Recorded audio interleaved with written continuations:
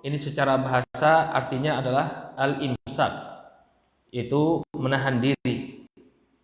Sebagaimana ucapan Maryam yang disebutkan oleh Allah Subhanahu wa taala dalam surat Maryam, inni nadartu lirrahmani shauma falan ukallima al-yauma insiya. Aku bernadar kepada Ar-Rahman, ya, untuk bersaum, yakni untuk menahan diriku, di mana aku tidak, pada hari ini aku tidak mengajak manusia berbicara. Jadi as-saum atau siyam secara bahasa artinya adalah al-imsak, yaitu menahan diri. Adapun secara istilah syar'i, as-saum atau as-siyam ini adalah al-imsak 'anil mufattirat min tulu'il fajri ila ghurubi syams ma'an niyyah. Al-imsak minal mufattirat min tulu'i syams ila ghurubihi, ya, ma'aniyah, yaitu menahan diri dari pembatal-pembatal mulai dari terbitnya fajar sampai terbenamnya matahari yang disertai dengan niyah, dengan niat.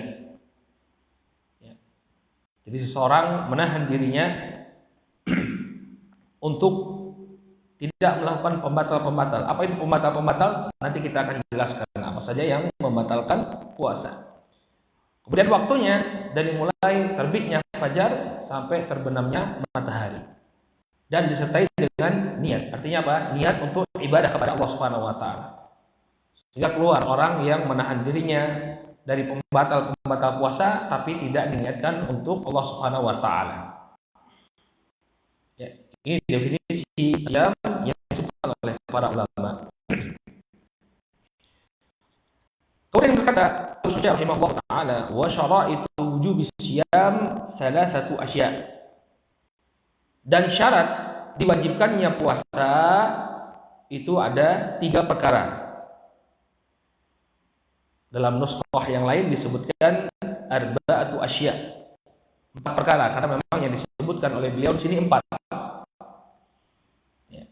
Al-Islamu wal bulughu wal aqlu wal qudratu ala saum.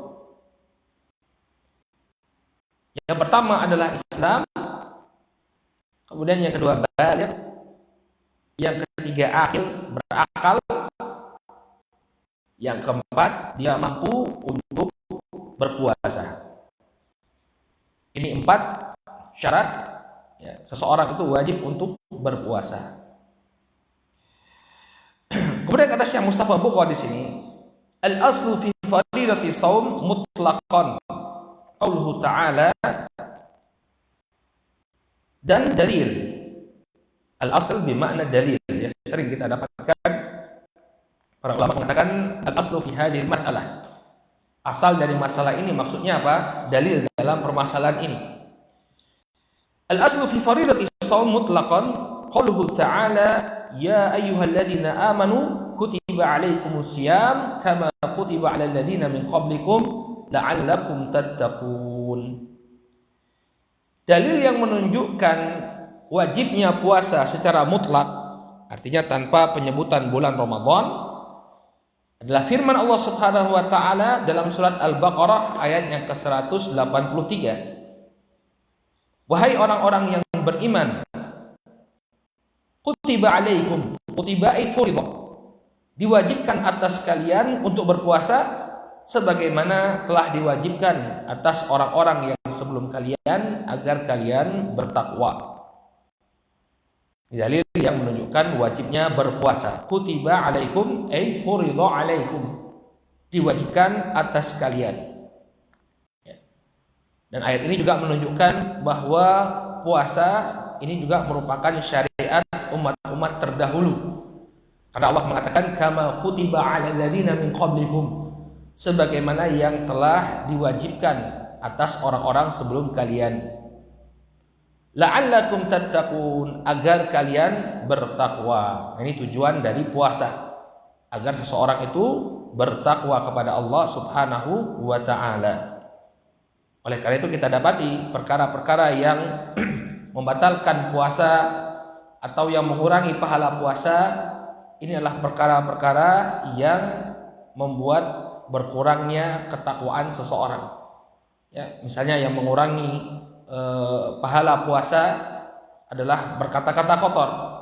Ya, ini tentu akan mengurangi ketakwaan seseorang. Sehingga segala perkara yang mengurangi pahala puasa pada hakikatnya ini akan mengurangi ketakwaan seseorang. Ini dalil yang menunjukkan wajibnya puasa secara mutlak.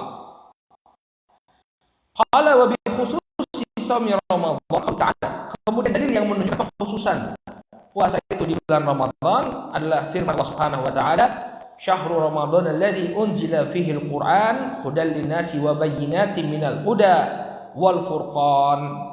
Faman syahida minkumus syahra falyasum."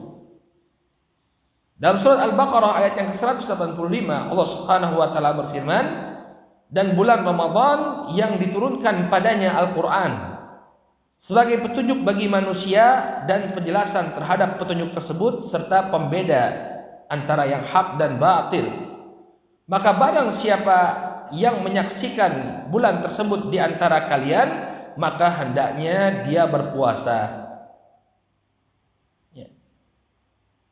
Di dalam penjelasannya kata Syekh Mustafa Bugha, ya, hudal linnas ay liyahtadi bihi nas ila turuqul haq li'annahu fi dzatihi hidayah. Al-Qur'an itu merupakan petunjuk manusia, maksudnya adalah agar manusia itu ya mendapatkan bimbingan dan petunjuk menuju kebenaran, ya, untuk menempuh jalan kebenaran. Li'annahu fi dzatihi hidayah, karena Al-Qur'an itu pada zatnya dia merupakan petunjuk. Ya, Al-Quran ini adalah petunjuk bagi manusia. Wa bayyinatin minal huda, dan penjelasan terhadap petunjuk tersebut. Dalailun wadihah, ya, minal irsyadi wal bayan wala siyama tamyizul halal minal haram. Dan Al-Quran itu juga merupakan petunjuk atau merupakan penjelasan terhadap petunjuk tersebut, yaitu dalil-dalilnya jelas, ya, berupa bimbingan dan keterangan, terutama dalam membedakan al-halal wal haram, membedakan yang halal dari yang haram. Wal furqan ma yufarriqu bihi bainal haq wal batil, dan Al-Qur'an itu juga sebagai al-furqan, yakni yang membedakan, yang memisahkan antara al-haq dan batil. Faman syahida minkumus syahra falyasum. Barang siapa di antara kalian yang menyaksikan bulan tersebut, maka hendaknya dia berpuasa. Apa maksud dari syahida minkum? Maksudnya adalah kana hadiran ay muqiman ghairu musafir. Maksudnya adalah dia hadir, mukim, tidak dalam keadaan safar. Jadi barang siapa yang tidak dalam keadaan safar, maka hendaknya dia berpuasa. Qala wa syahidul hilal aw indahu, atau dia memastikan adanya hilal atau terlihatnya hilal tersebut, ya, dapat dia pastikan. Ini syarat dimulainya puasa Ramadan. Ya, jadi dengan terlihatnya hilal, atau apabila hilal tidak terlihat, maka bulan Sya'ban digenapkan menjadi 30 hari. Setelahnya baru ditetapkan sebagai awal bulan Ramadan. Kata Rasulullah SAW, "Idza ra'aitumuhu fasumu, wa idza ra'aitumuhu," ya, kata beliau, "fa'aftiru," ya. "Idza ra'aitumuhu fasumu, wa idza ra'aitumuhu fa'aftiru, wa in humma 'alaikum faqduru lah." Kata Rasulullah SAW, apabila kalian melihat hilal, maka berpuasalah. Jadi yang menjadi patokan dimulainya puasa di bulan Ramadan adalah terlihatnya hilal. Kemudian kata beliau alaihi salatu wasallam, "Fa idza ra'aitumuhu fa'aftiru." Apabila kalian melihat hilal, yakni di bulan yang selanjutnya, di bulan Syawal, fa'aftiru, maka berbukalah. Artinya selesai kalian dari berpuasa. Fa in humma 'alaikum faqdurulah. Tapi apabila tertutupi bagi kalian, artinya tidak tampak hilal tersebut, maka genapkanlah. Ya, genapkanlah Sya'ban menjadi 30 hari atau Ramadan menjadi 30 hari. Jadi ini cara menetapkan datangnya bulan Ramadan dan bulan Syawal. Ya. Ru'yatul hilal. Pada tanggal 29 Sya'ban, ya, dilihat apakah hilal itu ada atau tidak. Kalau dia terlihat, maka besoknya masuk bulan Ramadan. Kalau tidak terlihat, maka bulan Sya'ban digenapkan menjadi 30 hari. Karena bulan Hijriyah itu pilihannya hanya 29 atau 30 hari. Enggak ada bulan Hijriyah 28 hari atau 31 hari. Maka di malam ke-29 dilihat, kalau telah tampak hilal, maka besok mulai berpuasa. Kalau tidak tampak, baik itu memang tidak tampak sama sekali atau tertutupi mendung, maka bulan Sya'bannya digenapkan menjadi berapa? 30 hari. Demikian juga pada tanggal 29 Ramadan. Ketika tidak tampak hilal, maka bulan Ramadannya digenapkan menjadi 30 hari. Baik. Maka barang siapa yang mengetahui telah masuknya bulan Ramadan, wajib bagi dia untuk berpuasa. Ini dalil yang menunjukkan wajibnya puasa Ramadan. Qala wa ahadits. Demikian juga dalil lainnya adalah hadis-hadis yang menunjukkan puasa itu dilakukan atau diwajibkan pada bulan Ramadan. Di antaranya adalah hadis yang diriwayatkan oleh Al-Imam Al-Bukhari, di mana Nabi SAW ditanya oleh seorang Arab Badui. Qauluhu sallallahu alaihi wasallam lil a'rabi alladhi sa'alahu akhbirni ma faradallahu alayya minas siyam. Ada seorang Arab Badui bertanya kepada Nabi alaihi salatu wasallam, kabarkan kepadaku apa yang telah Allah fardukan atas diriku dari ibadah puasa. Faqal, maka Nabi sallallahu alaihi wasallam mengatakan, syahrul Ramadan illa an tatawwa'a syai'an. Yang diwajibkan atasmu adalah puasa di bulan Ramadan, kecuali apabila engkau ingin berpuasa secara sukarela. Artinya puasa-puasa tatawwu. Ya. Ini menunjukkan bahwa puasa itu diwajibkan pada bulan Ramadan. Ya, dari lain hadisnya Abdullah Ibnu Umar radhiyallahu taala anhuma, di mana Nabi sallallahu alaihi wasallam mengatakan, "Bunyal Islamu ala khamsin, syahadati an la ilaha illallah wa anna Muhammadar Rasulullah wa iqamis shalah wa ita'iz zakah wa hajjil baiti wa shaumi Ramadan." Islam itu dibangun di atas 5 perkara. Ya. Pertama 2 kalimat syahadat, kemudian salat, ya, menegakkan salat, menunaikan zakat, haji ke Baitullah, dan berpuasa di bulan Ramadan. Ini dalil yang menunjukkan bahwa puasa itu wajibnya di bulan Ramadan. Ya. Kemudian kata beliau di sini, ya, dan syarat wajibnya puasa adalah 4 perkara. Yang pertama al-Islam. Oleh karena itu orang yang kafir tidak diwajibkan atasnya untuk puasa. Ketika dia masuk Islam, tidak ada kewajiban untuk mengqadha. Ya. Misalnya seorang baru masuk Islam, selama ini dia tidak menunaikan ibadah puasa. Apakah dia wajib mengqadha? Tidak. Kenapa? Karena puasa itu tidak wajib bagi seorang yang kafir. Qala wal bulugh wal aql. Kemudian syarat yang kedua dan ketiga, dia sudah baligh dan berakal.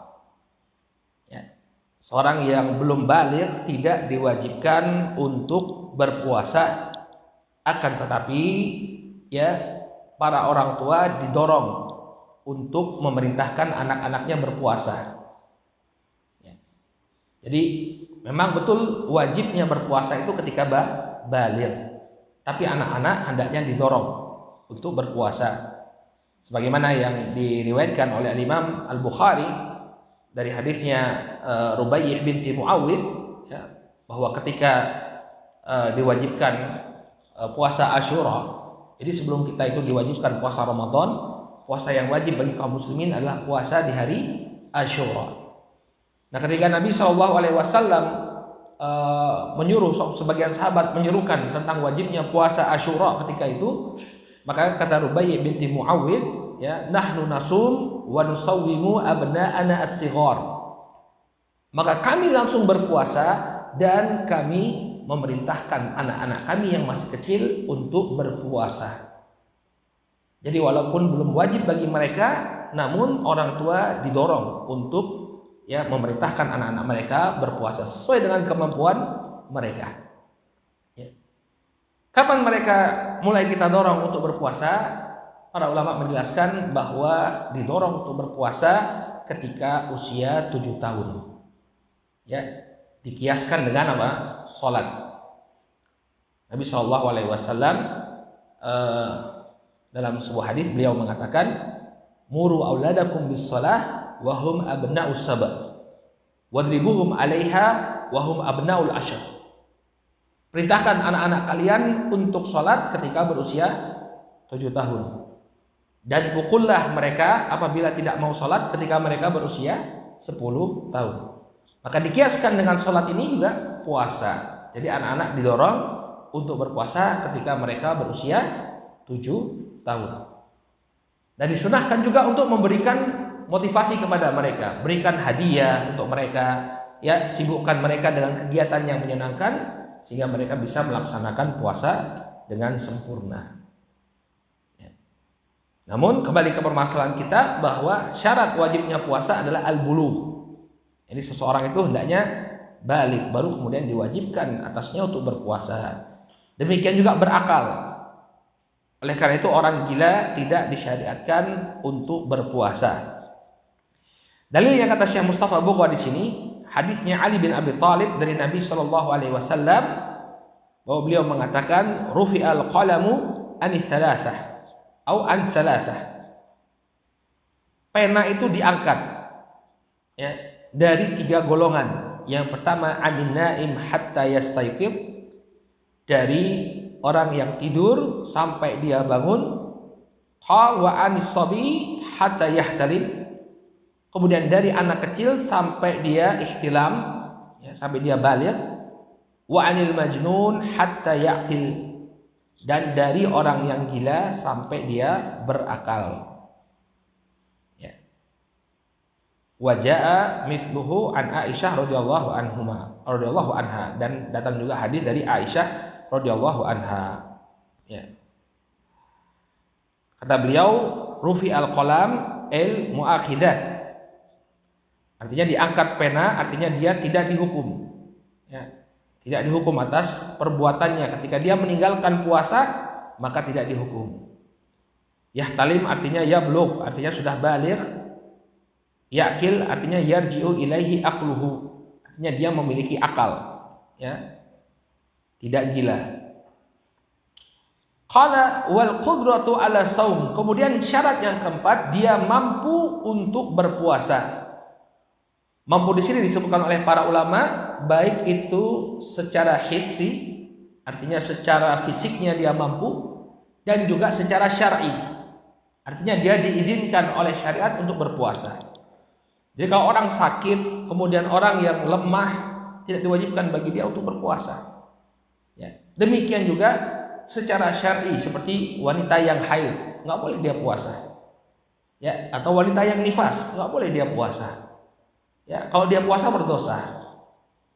Maka syarat yang keempat, wajibnya puasa dia memiliki kemampuan, baik secara hissi maupun secara syar'i. Dalilnya firman Allah Subhanahu wa taala, liqaulihi ta'ala wa 'alal ladzina yutiqunahu fidyatun ta'amu miskin. Dan bagi orang-orang yang tidak mampu, maka dia membayar fidyah dengan memberi makan orang miskin. Qala wa quri'a syudzudzan yutawwaqunah ay yukallafunahu fala yutiqunah. Dalam qiraah yang syadz, jadi dalam Al-Quran terkadang ada bacaan-bacaan yang syadz, yang ganjil, namun maknanya sahih. Dibaca yutiqunahu, itu dibaca yutawwaqunahu ay yukallafunahu fala yutiqunah. Maknanya adalah dia dibebani sebuah kewajiban, namun dia tidak mampu untuk melaksanakannya. Seperti orang yang sudah tua renta, orang yang sakit, Ya, orang yang sakit artinya yang tidak diharapkan kesembuhannya. Maka dia tidak diwajibkan untuk berpuasa, namun diwajibkan baginya untuk membayar ya fidyah, memberi makan orang miskin sejumlah hari yang dia tinggalkan. Nah, bagaimana ketentuannya? Apakah fidyah itu cukup dengan beras saja 1 mud atau dengan makanan yang siap santap, ada nasinya, ada lauknya? Nanti insya Allah kita bahas. Ya, bagaimana pembayaran fidyah yang benar? Qala rawal Bukhari an Atha sami'a Ibnu Abbas radhiyallahu taala anhuma yaqra. Dan diriwayatkan oleh Al-Imam Al-Bukhari dari Atha. Beliau mendengar Ibnu Abbas radhiyallahu anhuma membaca wa 'alal ladzi yutawwaqunahu fidyatu ta'am miskin. Dan atas orang-orang yang dibebani tapi dia tidak mampu untuk melakukannya, maka dia membayar fidyah berupa makanan bagi orang miskin. Qala Ibnu Abbas, kemudian Ibnu Abbas mengatakan laisat bimansukhah. Ya, hukum ini tidaklah dimansuh. Ya, huwa syekhul kabir wal mar'atul kabirah. Ini berlaku bagi orang tua yang sudah lanjut usia, baik dia seorang laki-laki maupun wanita. La yastati'ani an yasuma, di mana mereka berdua tidak mampu lagi untuk berpuasa. Fayud imani makana kulli yaumin miskinan, maka mereka berdua memberi makan orang miskin dari setiap hari yang dia tinggalkan. Jadi memberi makan 1 orang miskin untuk 1 hari yang dia tinggalkan. Ya. Ini makna dari wa 'alal ladzina yutiqunahu fidyatun ta'amun miskin. Artinya orang-orang yang tidak lagi memiliki kemampuan untuk berpuasa, maka tidak diwajibkan baginya berpuasa, hanya saja dia memiliki kewajiban untuk membayar fidyah berupa memberi makan 1 orang miskin per hari yang dia tinggalkan. Ya, kalau dia meninggalkan misalnya 30 hari itu dia tinggalkan, maka 30 hari harus dia bayarkan, 30 orang miskin harus dia beri makan. Baik, ini yang berkenaan dengan syarat-syarat wajibnya puasa. Baik, kemudian wa faraidu shaum arba'atu asya. Kemudian kewajiban ketika puasa ada 4 perkara yang dimaksudkan oleh beliau di sini rukunnya. Rukun puasa, kapan seseorang itu dikatakan sah puasanya? Yang pertama kata beliau an-niyah, niat. Kemudian al-imsaku 'anil akli wasyurb. Yang kedua, dia menahan dirinya dari makan dan minum. Wal jima', kemudian yang ketiga, dia menahan dirinya dari jima'. Kemudian yang keempat, wa ta'ammudil qai'. Yang keempat, dia menahan dirinya dari sengaja untuk muntah. Ini rukun puasa. Nah, sebenarnya kalau kita teliti kembali apa yang diucapkan oleh beliau ini, pada hakikatnya rukun puasa itu cuma 2. Yang pertama adalah an-niyah, yang kedua al-imsak anil mufattirat. Ya. Kalau kita lihat sesungguhnya rukun puasa cuma 2. Yang pertama niat. Yang kedua menahan diri dari pembatal-pembatal puasa. Apa itu pembatal puasa? Makan, minum, jima, kemudian sengaja muntah, dan pembatal-pembatal lainnya yang disebutkan oleh para ulama. Jadi ini 2 rukun dari puasa. Baik. Kemudian dijelaskan oleh Syekh Mustafa Bukhari yang berkenaan dengan niat, bahwa niat ini hendaknya dia lakukan di malam hari sebelum fajar. Jadi untuk puasa di bulan Ramadan, yang membedakannya dengan puasa sunnah, puasa tatawwu, niat puasanya itu harus dilakukan di malam hari.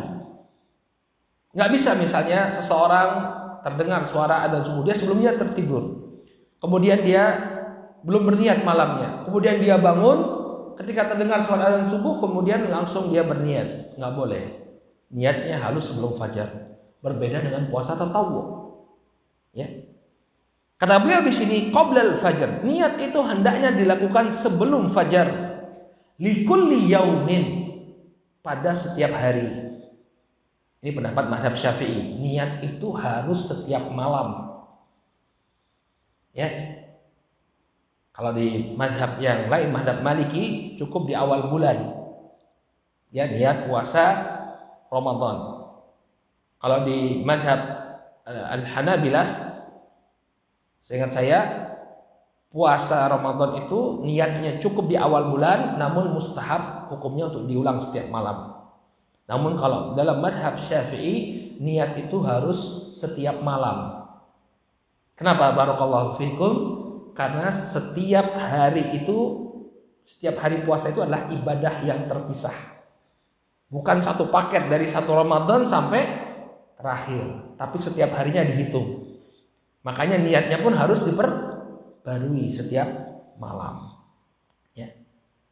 Kemudian dalilnya kata beliau, ini dalil yang digunakan oleh mazhab Syafi'i, liqauli Nabi sallallahu alaihi wasallam, karena Nabi sallallahu alaihi wasallam mengatakan dalam hadis yang diriwayatkan oleh Imam Ad-Daruqutni, ya, man lam yubayyitis siyam qabla al-fajr fala siyamalah. Dalil sharih yang menunjukkan bahwa barang siapa yang tidak berniat puasa sejak malam hari qabla al-fajr, ya, dia tidak menetapkan niatnya sebelum datangnya waktu fajar, fala siyamalah, maka tidak ada puasa baginya. Ya, berarti apa? Puasanya tidak sah kalau dia tidak berniat setiap malam. Ya. Berbeda dengan puasa sunnah, puasa tatawwu. Kalau puasa sunnah, boleh seseorang itu meniatkan untuk puasa sebelum zawal, ya, sebelum datangnya waktu zuhur. Dalilnya adalah hadis Aisyah radhiyallahu taala anha ketika Nabi alaihi salatu wasallam, ya, masuk ke dalam rumahnya, kemudian bertanya kepada istri beliau, hal indaki syai', apakah engkau memiliki sesuatu untuk dimakan? Kemudian dikatakan kepada Nabi, la, enggak ada makanan. Fa inni idan shaim, kalau begitu saya akan berpuasa. Ini yang membedakan puasa sunnah dengan puasa tatawwu. Kalau puasa wajib dengan puasa tatawwu. Kalau puasa wajib hendaknya diniatkan dari malam hari sebelum fajar. Adapun puasa sunnah cukup bagi dia untuk berniat selama dia belum makan. Dengan syarat juga sejak waktu fajar sampai dia berniat itu dia belum makan. Kalau saya sudah sarapan pagi kemudian niat puasa nggak boleh. Dengan syarat apa? Dari pagi dia belum makan. Baik. Kemudian kata beliau, wal imsaku anil akli wasyurbi wal jima'. Dia menahan dirinya dari makan, minum dan berjima. Min tulu'il fajri ila ghurubi syams. Dari terbitnya fajar sampai terbenamnya matahari. Ini waktu kita menahan diri. Ya. Jadi waktu kita menahan diri adalah terbitnya fajar, yang ditandai dengan apa? Adzan subuh. Ya. Masuknya waktu subuh. Maka ini adalah waktu mulainya kita menahan diri.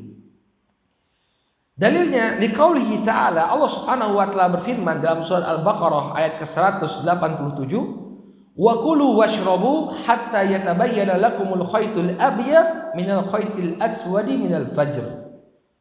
Dan makan dan minumlah kalian sampai jelas bagi kalian benang putih dari benang hitam berupa al-fajr.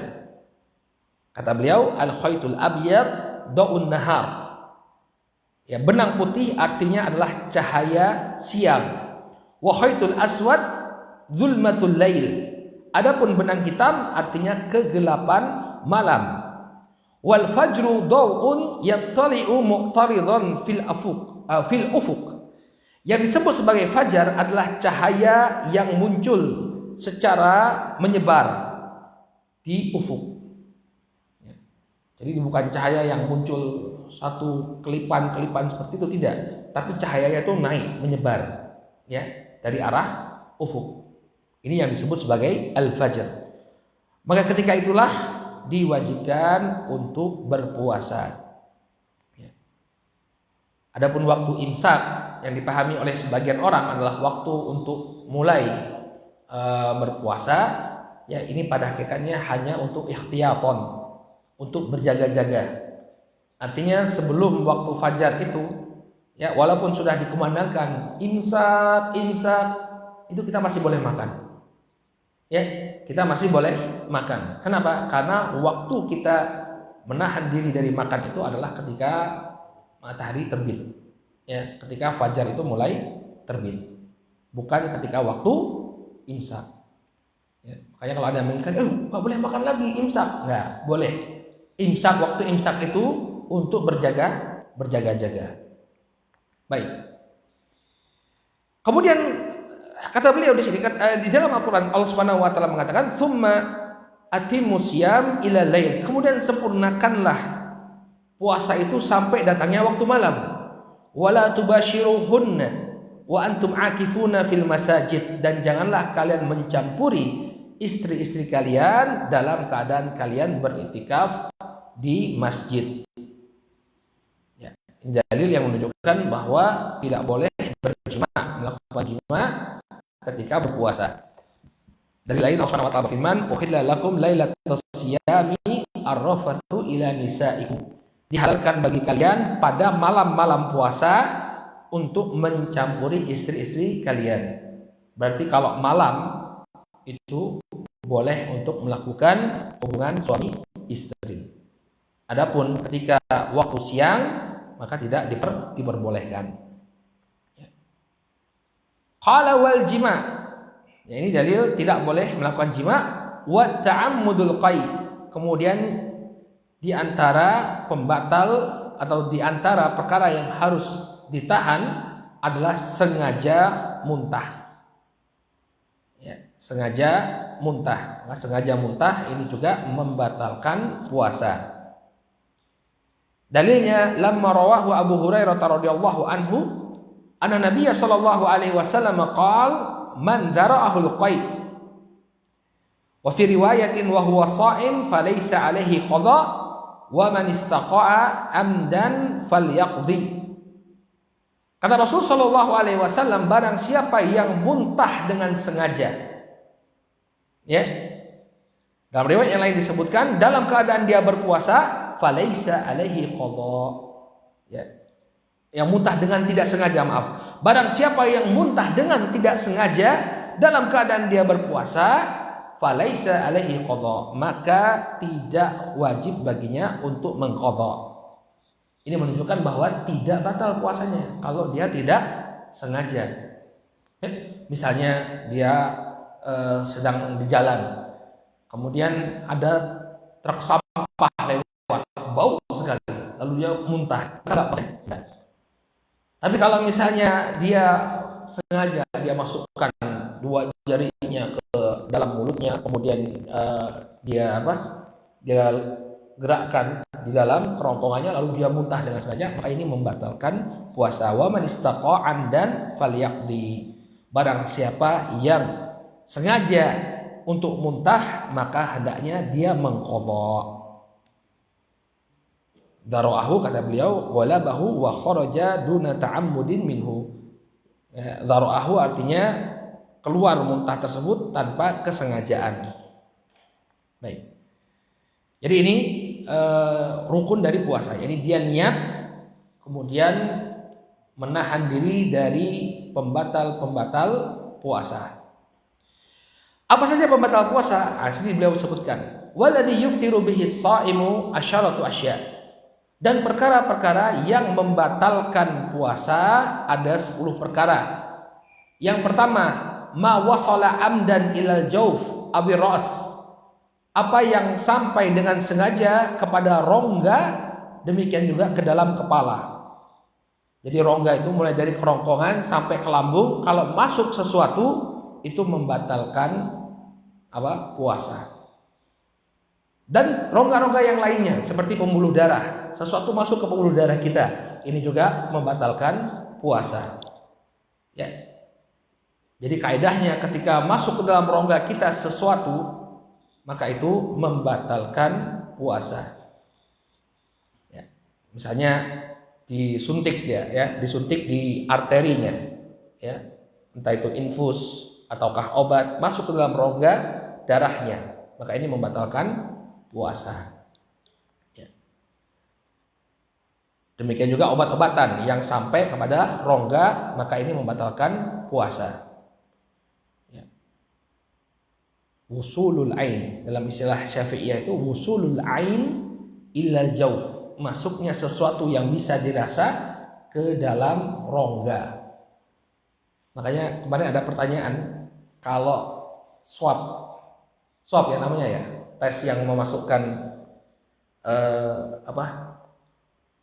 kapas atau apa itu ke dalam hidung kita, itu sampai rongga kan ya, sampai belakang kan ya, untuk ngambil sampel itu. Nah ini wallahu ta'ala alam, menurut Asy-Syafi'iyah termasuk pembatal puasa. Makanya kalau ingin swab itu dilakukan di malam hari di bulan Ramadan. Ya. Kenapa? Karena masuknya sesuatu ke dalam rongga ini termasuk pembatal puasa. Qala wal huknatu fi ahadi sabilain. Demikian juga suntikan ya dari dua jalan. Jadi kubul dan dubur. Misalnya ada obat yang dimasukkan dari bawah. Ya, ini juga membatalkan puasa. Wal qayyu amdan, demikian juga muntah dengan sengaja. Ini sudah kita bahas. Wal wad'u amdan fil farj, demikian juga melakukan hubungan suami istri dengan sengaja pada farjinya. Ya, ini membatalkan puasa. Wal inzal an mubasyarah, demikian juga ya keluarnya mani karena bersentuhan, ya, karena persentuhan. Di dalam catatan kaki disebutkan ai inzalul madi bisa babil lamsin au takbilin wa nahwi dzalik, yaitu keluarnya mani karena sebab persentuhan atau mencium dan yang semisalnya. Ini juga membatalkan puasa. Dan termasuk juga yang membatalkan puasa adalah al-istimna, onani atau masturbasi. Ini membatalkan puasa. Ya. Ini juga membatalkan puasa. Wal haidu wan nifas, kemudian haid dan nifas. Ya, apabila wanita di tengah hari di bulan Ramadan datang haidnya, ya, atau dia melahirkan kemudian datang darah nifasnya, maka itu membatalkan puasanya. Walaupun itu sesaat sebelum terbenamnya matahari. Ya, misalnya menjelang adzan. Ya, sedang nunggu, sudah menyiapkan waktu berbuka puasa, tiba-tiba dia merasakan ada yang keluar, maka hari itu ya dia dianggap tidak berpuasa dan wajib mengqadha. Ini perlu ketahui, nanti sampaikan kepada istri. Ya, tanggung mas, ini makanan berbuka sudah tersedia. Tapi kalau memang keluar darah haidnya, ya sudah. Ya, insya Allah akan Allah ganti dengan yang lebih baik. Qala wal junun, demikian juga gila. Misalnya ada orang yang punya penyakit gila setengah, ya, setengah gila. Jadi kadang datang ketidakwarasannya, kadang dia waras. Kemudian di bulan Ramadan dia berpuasa. Lalu ketika dia berpuasa tiba-tiba datang penyakit gilanya. Maka di hari tersebut ya batal puasanya. Walaupun kemudian waras kembali dia di hari yang sama. Ya, di hari yang sama dia waras kembali, maka apa? Puasanya batal dan wajib baginya untuk mengqadha. Qala wariddah, kemudian murtad. Ya. Asbabur riddah ini banyak ya. Misalnya ada orang yang dia menghinakan Al-Qur'an atau mengolok-olok Rasulullah sallallahu alaihi wasallam, ya. Murtad dia. Di tengah bulan Ramadan misalnya ikut stand up comedy. Kemudian apa? Mengucapkan kata-kata kufur dia. Ya, maka batal puasanya. Kalau dia kembali mengucapkan syahadat masuk Islam kembali, wajib bagi dia untuk mengqadha. Ya. Qala li khuruji man qamat bihi hadal amr an ahliyatil ibadah. Karena keluarlah dia ya dari kewajibannya atau dari ahliyahnya, artinya dari persyaratan untuk melakukan ibadah tersebut, yakni wajibnya dia berislam. Baik, ini adalah pembatal puasa. Ya, demikian juga untuk hal-hal yang kontemporer ya, seperti orang yang sakit asma. Kemudian apa? Pakai apa itu namanya? Inhaler, bukan inhaler namanya. Ya, inhaler. Ini juga membatalkan puasa. Ya. Suntikan, infus ya, ini juga membatalkan puasa. Al-muhim kaidahnya ketika sesuatu masuk ke dalam rongga, maka ini membatalkan puasa. Adapun celak mata, kan kadang-kadang ikhwan pakai apa? Alkohol itu ya, pakai celak mata. Ya, maka kata para ulama yang demikian tidak membatalkan puasa. Kenapa? Karena dia tidak sampai masuk ke dalam rongga. Ya. Adapun tetes telinga, ini kata para ulama membatalkan. Kenapa? Karena dia masuk ke dalam rongga. Jadi kaidahnya kalau dia tidak masuk ke dalam rongga tidak membatalkan, kalau dia masuk ke dalam rongga maka membatalkan. Baik, kemudian sunnah-sunnah ketika puasa. Jadi puasa yang kita laksanakan, barakallahu fikum, akan semakin sempurna apabila sunnah-sunnahnya dilaksanakan. Ya. Di antara sunnah-sunnah puasa kata beliau, yustahabbu fi shaumi thalathatu asya. Ta'jilul fitr wa ta'khirus suhur wa tarkul hujri minal kalam. Dan mustahab hukumnya ketika berpuasa 3 perkara. Yang pertama, menyegerakan berbuka. Ya, menyegerakan berbuka. Yang kedua, ta'khirus suhur, mengakhirkan sahur. Kemudian yang ketiga, tarkul hujri minal kalam, meninggalkan kata-kata kotor. Al-hujr, kata-kata yang kotor. Ya. Jadi ini perkara-perkara yang mustahab ketika kita berpuasa. Baik, kita bahas sekarang. Yang pertama, ta'jilul fitr. Disunahkan untuk menyegerakan berbuka. Jadi untuk berbuka justru harus bersegera. Dan dari sinilah muncul istilah takjilan. Ya, takjilan itu dari bahasa Arab. Artinya menyegerakan berbuka, tapi maknanya berubah. Takjilan menjadi apa? Makanan berbuka. Ya. Qala an Sahal bin Sa'ad As-Sa'idi radhiyallahu anhu. Dalilnya adalah hadis yang diriwayatkan oleh Al-Imam Al-Bukhari dari sahabat Sahal bin Sa'ad As-Sa'idi radhiyallahu anhu, anna Rasul sallallahu alaihi wasallam qala, la yazalu an-nasu bi khairin ma ajjalul fitr. Manusia itu senantiasa berada dalam kebaikan selama mereka menyegerakan berbuka. Nah, ya. Jadi menyegerakan berbuka itu termasuk kebaikan atau sebab kebaikan. Jadi jangan ditunda-tunda. Kemudian apa yang afdal untuk kita makan atau untuk membatalkan puasa kita? Maka di sini ada sunnahnya juga. Qala wal afdalu an yuftira ala tamaratin aw qalilin min ma.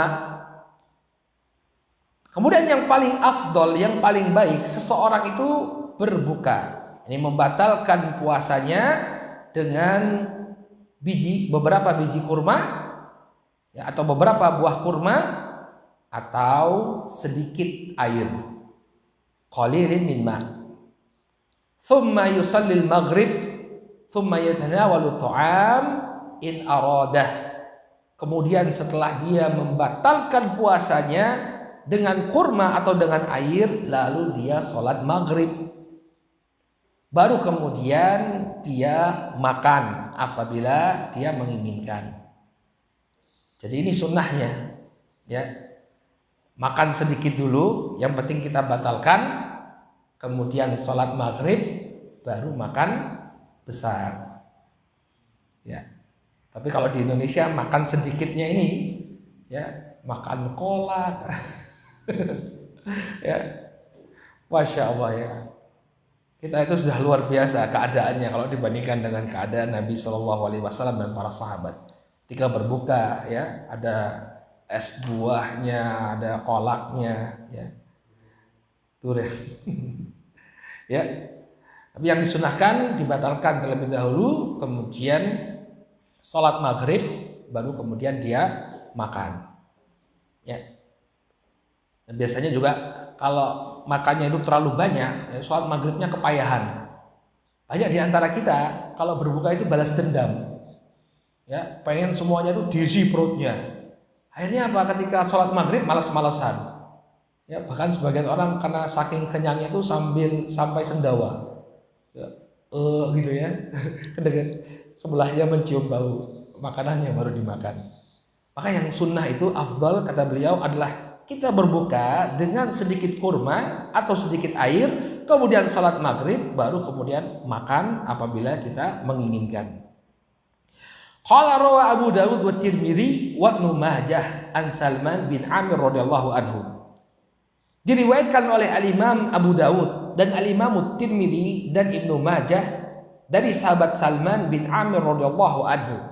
Qala Rasul sallallahu alaihi wasallam, Nabi sallallahu alaihi wasallam bersabda, "Idza kana ahadukum sha'iman falyuftir 'ala tamr." Kata Nabi alaihi salatu wasallam, apabila salah seorang di antara kalian itu berpuasa, maka hendaknya dia berbuka dengan tamr. Tamr itu kurma kering yang kita makan itu tamr yang beredar di tengah-tengah kita. Ada yang namanya rutab. Rutab itu kurma fresh, kurma yang baru dipetik dari pohonnya. Rasanya seperti sawo, seger. Ya. Kalau yang beredar di tengah-tengah kita itu namanya tamr. Kurma yang sudah dikeringkan. Ya. Maka kata Nabi Shallallahu Alaihi Wasallam, apabila kalian berpuasa, maka hendaknya kalian berbuka dengan kurma. Jadi bukan dengan yang manis ya. Keliru, itu iklan. Ya, itu strategi pemasaran. Bukan berbuka dengan yang manis, tapi dengan kurma. Ya, kawan-kawan dokter itu menjelaskan beda Ustaz antara kurma dengan yang manis. Kalau kurma itu dia langsung diubah menjadi energi. Jadi kita yang sudah lemes selama berpuasa begitu makan kurma berubah jadi energi. Kalau yang manis-manis ini dia agak lamban proses perubahannya, sehingga bisa jadi itu menumpuk justru jadi lemak, jadi penyakit. Beda antara kurma dengan manisan-manisan atau makanan-makanan manis lainnya. Jadi yang disunahkan itu adalah berbuka dengan kurma, bukan dengan yang manis. Jadi jangan keliru, berbuka dengan kurma. Ya. Maka Nabi Shallallahu Alaihi Wasallam mengatakan, maka hendaknya kalian berbuka dengan kurma. Fa illam yajid tamra fa alal ma. Kalau kalian tidak menemukan adanya kurma, maka berbukalah dengan air. Jadi minum air. Ya. Fa innal ma'a tahur, karena sesungguhnya air itu suci. Jadi ini yang dituntut oleh Nabi Shallallahu Alaihi Wasallam. Qala wa rawa Abu Dawud wa Tirmidzi an Anas bin Malik qala kana Rasul Shallallahu Alaihi Wasallam yuftiru ala rutabatin qabla an yusalli. Demikian juga diriwayatkan oleh Al-Imam Abu Dawud dan Al-Imam Tirmidzi dari sahabat Anas bin Malik radhiyallahu anhu, beliau mengatakan bahwa Rasul Shallallahu Alaihi Wasallam beliau berbuka dengan rutobat, dengan kurma fresh, kurma segar. Tapi kalau dengan pakainya dia masih fresh. Maka Nabi Shallallahu Alaihi Wasallam berbuka dengan kurma segar sebelum beliau sholat. Fa'ilam takun rutobat, fa'ala tamarat. Kalau beliau tidak berbuka dengan rutab, maka beliau berbuka dengan tamar. Dan karena beliau memberikan catatan di sini rutobat jam'u rutbah wa hiya wahid rutab. Rutobat ya artinya jamak dari rutbah, yaitu apa? Satu biji kurma segar. Wa huwa tamar qabla jafafihi. Yang dimaksud dengan rutab adalah tamar sebelum dia mengering. Sebelum dia mengering, mengeras, nah itu namanya rutab, basah. Antum belum pernah makan? Ya, rasanya itu seperti sawu kalau saya bilang. Ya, rasanya itu seperti sawu. Dulu waktu di Hadramaut, ya banyak sekali pohon kurma, alhamdulillah. Kadang ada yang sedekahkan ke pondok itu rutab. Ya, jadi kita bisa merasakan, ya, berbuka dengan rutab. Ini juga sunnah. Maka Nabi SAW kalau tidak menemukan rutab, beliau berbuka dengan tamar, dengan kurma kering. Fa'illam takun hasawatin min ma. Kalau beliau tidak menemukan tamar, maka beliau minum ya beberapa tegukan air. Hasa isyariba jar'at, ya jar'at. Jadi hasa artinya dia meminum beberapa tegukan air. Ya. Jadi beliau alaihi salatu wassalam, kebiasaan beliau alaihi salatu wassalam adalah berbuka dengan apa? Dengan rutab. Qabla an yusalli, sebelum beliau sholat. Jadi buka dulu kemudian sholat. Nah setelah itu bagi siapa yang ingin makan maka silahkan. Ya. Kemudian sunnah yang kedua, ta'khirus suhur. Ya, mengakhirkan sahur. Jadi kalau berbuka itu disegerakan, kalau sahur justru diakhirkan, semakin mepet dengan adzan subuh.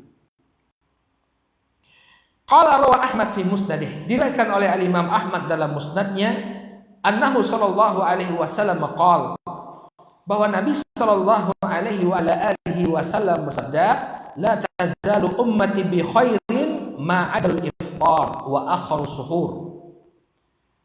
Senantiasa umatku ini berada dalam kebaikan selama mereka menyegerakan berbuka puasa dan mengakhirkan sahur. Ya.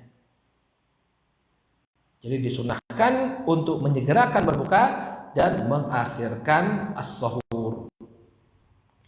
Qala wa an Ibnu Abbas radhiyallahu anhuma anna Rasul sallallahu alaihi wasallam qala inna ma'syaral anbiya umirna an nu'akhkhira suhurana wa nu'ajjilu futurana wa an numsika aymanana ala syama'ilina fi salatina. Demikian juga diriwayatkan dari Abdullah bin Abbas bahwa Rasul sallallahu alaihi wasallam mengatakan, sesungguhnya kami para nabi diperintahkan untuk mengakhirkan sahur-sahur kami dan diperintahkan untuk menyegerakan ya berbuka kami, iftar kami. Wa an numsika aymanana ala syama'ilina fi salatina, dan kami diperintahkan untuk meletakkan tangan kanan kami di atas tangan kiri kami ketika sholat atau dalam sholat kami. Jadi ini sunnahnya para anbiya, di mana mereka diperintahkan untuk mengakhirkan sahur, menyegerakan berbuka, dan meletakkan tangan kanan di atas tangan kiri mereka ketika sholat. Baik. Sekarang mungkin muncul pertanyaan, apa yang dimaksud dengan ta'khirus suhur? Ya, apa yang dimaksud dengan mengakhirkan sahur? Qala wa yakunu ta'khir bihaitsu yantahi minat ta'am wasyarab qubail tulu'il fajri biqalil. Yang dimaksudkan mengakhirkan sahur artinya berakhirnya makan dan minum qubail, sesaat sebelum terbitnya matahari. Jadi jarak antara ya adzan subuh atau terbitnya matahari itu dengan berakhirnya makan kita itu waktunya singkat. Waktunya singkat. Ya nggak tepat kalau orang misalnya dia sahurnya jam 2 pagi dalam keadaan adzan subuh itu jam 4:30 misalnya. Ya. Harus mendekati atau sebaiknya mendekati walaupun sah-sah saja suhurnya. Akan tetapi yang paling utama adalah mendekati waktu sholat subuh. Ya. Kata beliau an Anas ibn Malik radhiyallahu anhu, anna Nabi sallallahu alaihi wasallam wa Zaid ibn Thabit tasahhara. Dalam hadis yang diriwayatkan oleh Imam Al-Bukhari dan Muslim dari sahabat Anas bin Malik radhiyallahu taala anhu, beliau mengatakan bahwa Nabi sallallahu alaihi wasallam dan Zaid bin Thabit keduanya sahur. Falamma faragha min suhurihima qama Nabiyullah sallallahu alaihi wasallam ila salati fa shalla. Ketika mereka selesai dari sahur, ya, maka Nabi Shallallahu Alaihi Wasallam pun bangkit untuk menunaikan sholat. Maka beliau pun sholat. Ya. Jadi jarak antara selesainya makan dengan sholat itu tidak lama. Qala qulna li Anas, kam kana baina faraghihima min suhurihima wa dukhulihima fi shalah. Maka perawi bertanya kepada Anas bin Malik, berapa jarak antara selesainya mereka makan, ya, selesainya mereka sahur dengan masuknya mereka berdua ke dalam sholat? Qala qadra ma yaqra'ur rajuli atau qadru ma yaqra'ur rajuli ma yaqra'ur rajulu 50 ayah. Maka Anas mengatakan seukuran ketika seseorang itu membaca 50 ayat. Ya. Jadi waktu antara selesainya sahur sama sholat, ya, atau masuknya waktu sholat subuh itu 50 ayat. Kata Syekh Khalid Muslih, menantunya Syekh Muhammad bin Shalih Al-Utsaimin, ya, para ulama di masa sekarang menentukan bahwa waktu membaca 50 ayat itu kira-kira 10 menit. 50 ayat yang tidak panjang dan tidak terlalu pendek. 10 menit. Berarti antara selesainya makan dengan waktu masuknya subuh itu sekitar 10 menit. Maka ada waktu imsak, tapi bukan berarti tidak boleh untuk makan. Hanya saja, ya, sahur, ya, itu dilakukan mendekati waktu subuh. Ya. Baik, ini sunnah yang kedua, yakni ta'khiru as-suhur. Kemudian sunnah yang ketiga, tarkul hujri minal kalam, meninggalkan kata-kata yang kotor. Ya. Jadi ini juga sunnah ketika seseorang berpuasa. Maksud al-hujr ay kalamul fahish wal batil. Ya. Kasyatmi wal ghibati wa nahwi dzalik. Yang dimaksud dengan al-hujr adalah ucapan-ucapan yang keji dan batil, seperti mencela, seperti ghibah dan yang semisalnya.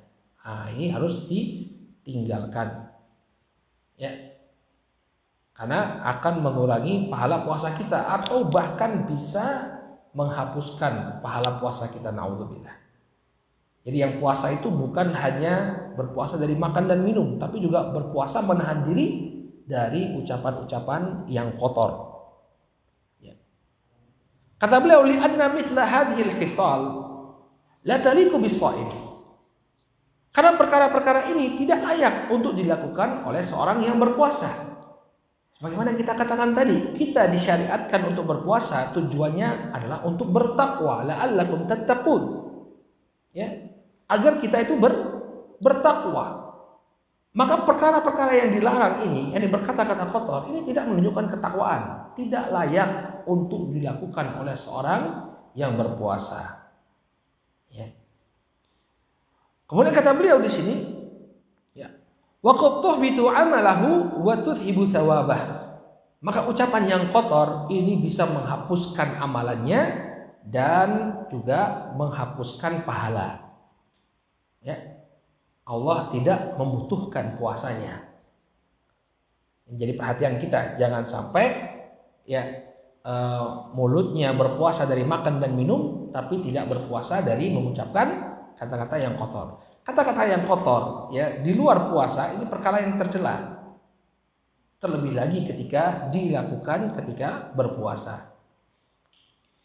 Dalilnya, An Abi Hurairah radhiyallahu taala anhu qala Rasul sallallahu alaihi wasallam. Dalilnya adalah hadis yang diriwayatkan oleh Al-Imam Al-Bukhari dari sahabat Abu Hurairah radhiyallahu taala anhu. Qala Rasulullah sallallahu alaihi wasallam. Rasul sallallahu alaihi wasallam bersabda, "Man lam yada' qaula zur wal amala bihi." Wa fi riwayatin al-jahl wal jahl falaisa lillahi hajatun fi ayyada'a ta'amahu wa syarabah. Rasul sallallahu alaihi wasallam mengatakan, barang siapa yang tidak meninggalkan ucapan keji atau mengamalkannya, ini melakukan kekejian, tindakan-tindakan yang tidak terpuji. Dalam riwayat yang lain disebutkan wal jahl, demikian juga melakukan perkara-perkara yang jahil, ya, kejahilan, hal-hal yang tidak bermanfaat. Falaisa lillahi hajatun fi ayyada ta'amahu wa syarabah, maka Allah Subhanahu wa taala ya tidak membutuhkan dia meninggalkan makan dan minumnya. Ya. Di sini Nabi SAW mengatakan, man lam yada qaula zur, azur al-kadhib wal mail anil haq wal amalu bil batil wal tuhmah. Azur di sini bermakna kedustaan. Dia mengatakan kedustaan, kemudian menyeleweng dari kebenaran dan melakukan kebatilan dan membuat tuduhan. Wal amalu bihi al amalu bi muqtadahu mimma nahallahu anhu, dan mengamalkan kekejian tersebut, yakni melakukan konsekuensi dari ucapan yang keji tersebut, ya, apa yang dilarang oleh Allah Subhanahu wa taala. Wal jahlu yakni fi'lul jahli wa huwa safahatu ma'an nas.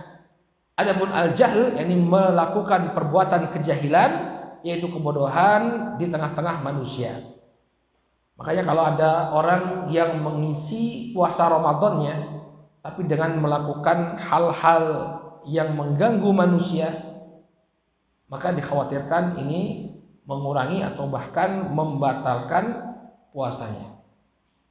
Seperti apa yang kita lakukan dulu waktu masih kecil? Main bedil. Ada nggak kalau di sini? Pakai bambu dipotong kemudian dum. Nggak ada ya? Kalau di sini ya, kalau di sini nggak ada. Kalau di Sumatera itu banyak, bahkan cari bambu yang paling besar, dum, ya, atau diisi kaleng nanti, ya. Tapi kebanyakannya orang yang justru sibuk dengan melestarikan tradisi semacam ini justru nggak puasa mereka, karena itu harus ditiup haus. Akhirnya apa? Curi-curi minum. Maka hendaknya seseorang dia menghindari perkara-perkara yang tidak bermanfaat, ya. Menghindari perkara-perkara yang tidak bermanfaat, ya, ucapan-ucapan yang tidak bermanfaat. Makanya cukup menyedihkan, ya, sebagian orang mengisi waktu untuk menunggu waktu berbuka dengan hal-hal yang tidak bermanfaat atau bahkan dengan kemaksiatan. Ya, nunggu waktu berbuka, main catur, main kartu, ya, atau nonton sinetron atau nonton film. Sebagian orang udah persiapan, ya, ini nunggu Ramadan, film apa yang harus ditonton, jadwalnya ini, ya. Maka ini sangat sungguh disayangkan. Harusnya dia menyibukkan dirinya dengan ketaatan kepada Allah Subhanahu wa taala, membaca Al-Qur'an, ya, kemudian berzikir kepada Allah Subhanahu wa taala, melakukan hal-hal yang bermanfaat. Bukan kemudian mengisinya dengan hal-hal yang sia-sia atau hal-hal yang bahkan merupakan kemaksiatan. Nonton film misalnya, dihabiskan waktunya. Mulai dari, jadi agendanya itu habis subuh sampai zuhur tidur. Ya. Kemudian zuhur, alhamdulillah kalau dia masih sholat. Habis sholat zuhur, ya, sampai waktu berbuka nonton film. Atau main game. Nah, ini hati-hati. Ya, jangan sampai waktu kita dicuri oleh game. Bahkan terkadang orang-orang yang sudah ngaji main PUBG. Maka ini hal-hal yang sia-sia. Jangan sia-siakan bulan Ramadan kita. Manfaatkanlah. Kita nggak tahu tahun depan itu Ramadan akan kembali atau tidak kepada kita. Apa kita masih mendapatkan bulan Ramadan? Anda melihat sendiri, ada orang-orang yang kita kenal, saudara-saudara kita, karib kerabat kita, mungkin sebagian orang tua kita, yang tahun ini tidak mendapati bulan Ramadan. Allah Subhanahu wa taala telah memanggil mereka. Nah, bagaimana nanti kita, ya, kalau tidak memanfaatkan bulan Ramadan, ya, dengan sebaik mungkin, lalu kemudian tahun depan nggak ketemu lagi, ya, akan menjadi penyesalan. Maka barang siapa yang tidak meninggalkan kata-kata yang kotor dan perbuatan yang sia-sia seperti ini, maka Allah Subhanahu wa taala tidak membutuhkan dia meninggalkan puasa atau meninggalkan makanan dan minumannya. Ya, falaisa lillahi hajah ay innallaha ta'ala la yaltafitu ila siyamihi wa la yaqbaluhu wa la yatarattab alaihi thawabun wa in saqata bihil wajib. Maksudnya apa? Allah tidak membutuhkan puasanya, artinya Allah tidak melihat sama sekali puasanya. Enggak dianggap puasanya. Kalau dia tidak menjaga lisannya, puasanya tidak teranggap, Allah Subhanahu wa taala tidak menerimanya, kemudian dia tidak akan mendapatkan pahala dari puasanya kalau tidak menjaga lisannya tadi. Wa in saqata bihil wajib, walaupun kewajibannya untuk berpuasa ini sudah jatuh, artinya tidak lagi memiliki kewajiban untuk berpuasa. Ya. Tapi apa? Sayang. Pahalanya ya hilang. Pahalanya hilang. Baik. Ini diantara sunnah-sunnah ketika berpuasa. Dan diantara sunnah-sunnah lainnya ketika kita melakukan puasa Ramadan adalah tilawatul Quran. Ya, membaca Al-Quran. Ya. Intinya ketika bulan Ramadan memperbanyak amalan soleh. Apa yang bisa kita lakukan berupa amalan soleh kita lakukan. Membaca Al-Quran. Ya. Demikian juga bersedekah. Disunahkan ketika berpuasa di bulan Ramadan kita memperbanyak sedekah. Dalilnya hadis Ibnu Abbas radhiyallahu taala anhuma, beliau mengatakan kana Nabi sallallahu alaihi wasallam ajwadun nas wa kana ajwadu fi Ramadan. Dahulu Nabi sallallahu alaihi wasallam adalah orang yang paling dermawan dan beliau menjadi lebih dermawan lagi ketika bulan Ramadan di saat Jibril datang kepada beliau untuk ya menyetorkan Al-Qur'an. Ya bagi Nabi sallallahu alaihi wasallam untuk menyetorkan Al-Qur'an. Ini dalil yang menunjukkan kepada kita bahwa disunahkan bagi kita untuk memperbanyak amalan soleh, terutama sedekah dan membaca Al-Quran. Ya. Baik, ini diantara sunnah-sunnah puasa Ramadan. Baik. Kemudian beliau berpaling pada pembahasan hari-hari di mana diharamkan untuk berpuasa. Baik. Atau sebelum kita lanjutkan, ada yang ingin ditanyakan? Ya. Tadi ada lupa pembahasan tentang gosok gigi. Apa hukumnya gosok gigi ketika puasa? Maka yang demikian diperbolehkan. Ya. Menggosok gigi dengan odol atau bersiwak ini diperbolehkan. Hanya saja Syafi'iyah memakruhkan untuk menggosok gigi setelah zawal, setelah waktu zuhur. Ya. Kenapa? Karena disebutkan dalam sebuah hadis bahwa bau mulutnya orang yang berpuasa la hulufus shaim atyab min misk. Bau mulutnya orang yang berpuasa ini lebih baik daripada bau misik. Dan bau mulut ini munculnya ba'da zawal. Oleh karena itu dalam mazhab Syafi'iyah dimakruhkan untuk menggosok gigi setelah az-zawal. Agar apa? Agar bau mulutnya itu ada. Ya. Wallahu taala a'lam. Baik. Kalau tidak ada pertanyaan, kita lanjutkan dengan hari-hari di mana puasa itu diharamkan. Qala wa yahrumu siyamu khamsata ayyam. Dan diharamkan untuk berpuasa 5 hari. Maksudnya ada 5 hari yang tidak boleh bagi kita untuk berpuasa. Yang pertama dan kedua adalah al-Idan, 2 hari Id, 2 hari raya. Qala wa ayyamut tasyrik ats-tsalatsah. Kemudian 3 hari tasyrik. Ya, tanggal 11, 12 dan 13 Dzulhijjah. Ya. Kemudian dalil yang menunjukkan haramnya berpuasa pada 2 hari raya adalah hadis yang diriwayatkan oleh Al-Imam Al-Bukhari dan Muslim dari sahabat Abu Sa'id Al-Khudri radhiyallahu anhu. Anna Nabiy sallallahu alaihi wasallam naha an siyami yaumain, yaumil fitr wa yaumin nahr. Dalil yang sharih dari Abu Sa'id Al-Khudri bahwa Nabi Shallallahu Alaihi Wasallam melarang puasa pada 2 hari. Yang pertama adalah Yaumul Fitr, hari raya Idul Fitri.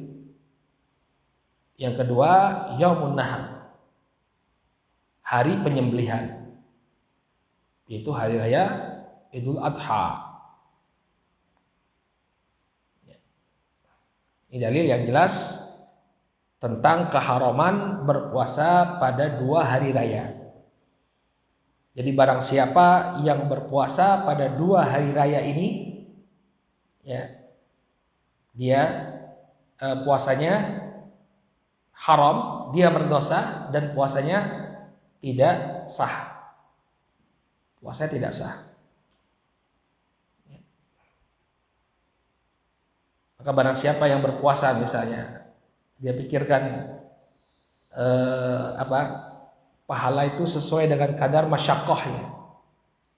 Ya, kalau kita puasa di hari-hari biasa, kan makanan yang terhidang itu kan tidak seistimewa makanan yang terhidang ketika hari raya. Maka kalau ada orang yang dia berpuasa dengan alasan ya, bahwa di hari raya itu banyak makanan sehingga masyaqqahnya, kesulitannya itu lebih banyak, lalu dia berpuasa, tetap tidak sah. Ya. Ini menunjukkan bahwa agama itu tidak dengan logika. Kan kalau logikanya kan godaannya kan lebih besar. Kalau kita bisa bersabar kan berarti lebih banyak pahalanya, iya kan? Tapi bukan itu yang menjadi landasan kita dalam beragama. Yang menjadi landasan kita beragama adalah dalil. Nabi SAW melarang berpuasa pada hari tersebut. Ya. Qala wa nahyu huna litahrim alladhi yaqtadil butlan. Maka pelarangan dalam hadis ini maknanya adalah pengharaman. Jadi bukan hanya sekedar makruh saja, tapi hukumnya haram untuk berpuasa di kedua hari raya tersebut. Kenapa? Lima fi siyamihima minal i'rad an diyafatillahi azza wa jalla wa mukhalafati ma alaihi muslimun minal bahjati was surur. Ya. Kenapa sampai diharamkan dan batal puasanya? Karena berpuasa pada kedua hari ini menunjukkan berpalingnya seseorang dari jamuannya Allah. Ya, Allah telah menjadikan kedua hari itu untuk bersenang-senang dan untuk makan. Tapi kemudian dia justru berpaling dari apa yang diberikan oleh Allah Subhanahu wa taala. Demikian juga wa mukhalafati ma alaihi muslimun, dan menyelisihi kaum muslimin minal bahjati wasurur. Yani keadaan mereka yang di hari itu, di kedua hari itu mereka diselubungi dengan kegembiraan dan keceriaan. Jadi ini adalah 2 hari raya di mana kita diharamkan untuk berpuasa. Qala wa rawa Muslimun, kemudian kata beliau wa ayyamut tasyrik. Kemudian yang selanjutnya hari-hari yang diharamkan untuk berpuasa yaitu 3 hari tasyrik, tanggal 11, 12 dan 13 Dzulhijjah. Qala rawa Muslimun an Ka'b ibn Malik anna Rasul sallallahu alaihi wasallam ba'athah wa Aus ibn al-Huthan.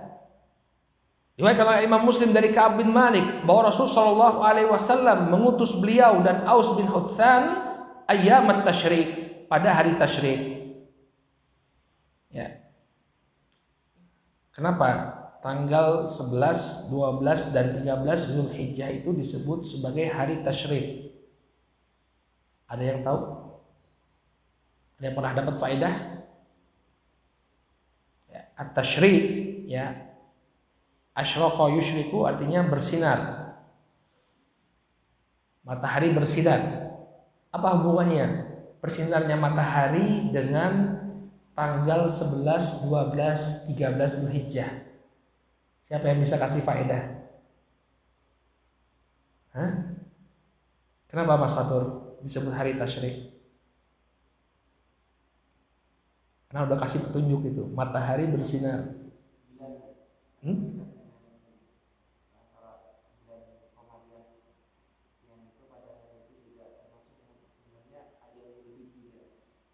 Ayyamul bid. Kan matahari bukan bulan. Kalau ayyamul bid itu kan bulan sedang putih-putihnya. Baik, kita simpan. Nah, ada yang tahu kenapa disebut hari tasyrik? Disebut hari tasyrik karena pada tanggal 10 Dzulhijjah, Yaumun Nahar, hari penyembelihan. Ketika kaum muslimin menyembelih hewan kurban pada tanggal 10 Dzulhijjah, ya, kemudian ada daging yang berlebih, maka mereka menjemurnya pada hari tasyrik, tanggal 11, 12, 13. Karena zaman dahulu begitu mereka mengawetkan daging caranya. Ya, jadi dijemur tanggal 11, 12, 13. Makanya disebut hari tasyrik. Ini untuk menjemur daging kurban. Nah, hari tasyrik ini juga ya diharamkan untuk berpuasa.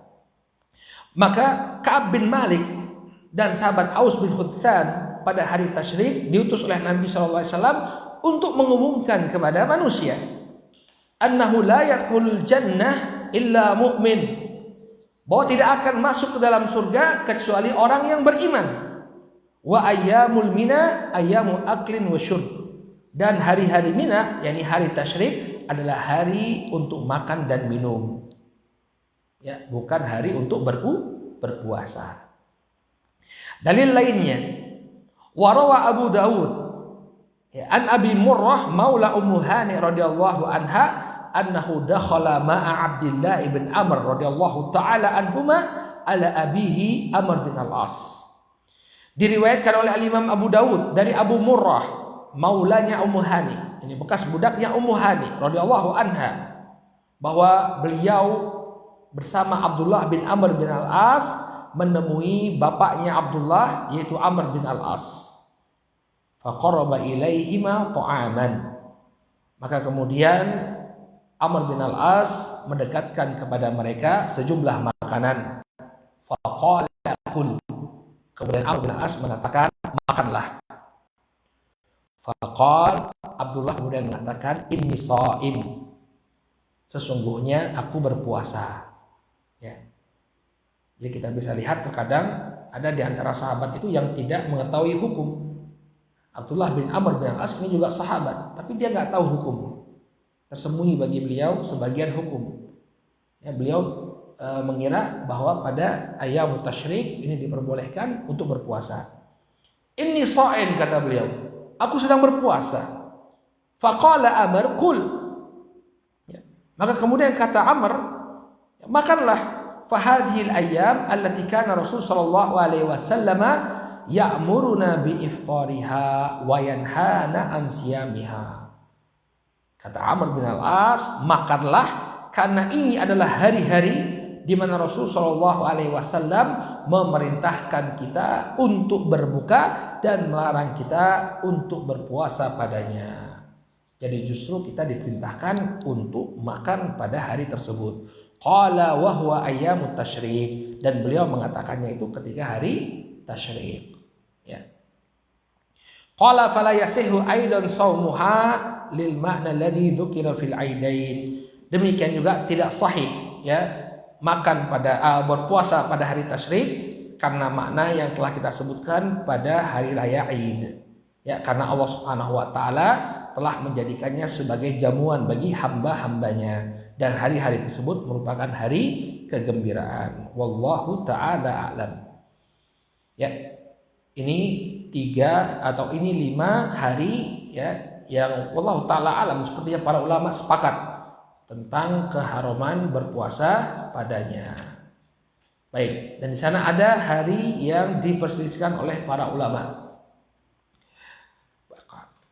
Kata beliau, wa yukrahu shaumu yaumasyak, atau kita akhirkan dulu, kita break dulu. Insyaallah sesuai dengan jadwal kita break terlebih dahulu sekitar 15 menit. Kemudian kita kembali lagi lanjutkan sesi yang kedua, membahas hari-hari yang dimakruhkan untuk berpuasa serta kafarah bagi orang yang meninggalkan puasa, dan juga tentang al-i'tikaf. Ya. Kita cukupkan dulu sampai di sini. Insyaallah 15 menit lagi kita kembali ke majelis untuk melanjutkan pelajaran kita. Subhanakallahumma bihamdika asyhadu an la ilaha illa anta astaghfiruka wa atubu ilaik. Assalamualaikum warahmatullahi wabarakatuh.